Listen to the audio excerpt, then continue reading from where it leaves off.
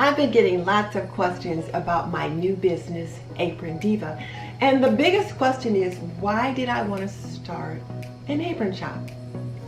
And it's really quite interesting. I've come to love aprons, and I really feel like aprons are one of my best accessories, because when I'm in the kitchen cooking, or if I'm cleaning, or if I'm working out in the garden, aprons just kind of help protect my clothing.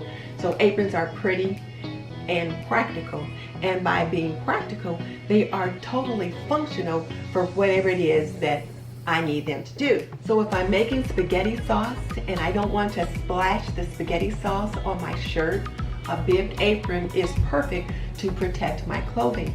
If I'm working in the garden and I'm picking some peppers, or maybe I want to bring in a bunch of flowers, the skirt of my apron is perfect to help me carry them into the house. And if I'm cleaning and I need a pocket either to tuck a tissue, my cell phone, or maybe a spray bottle, then aprons are perfect. That aprons can be the homemaker's best accessory.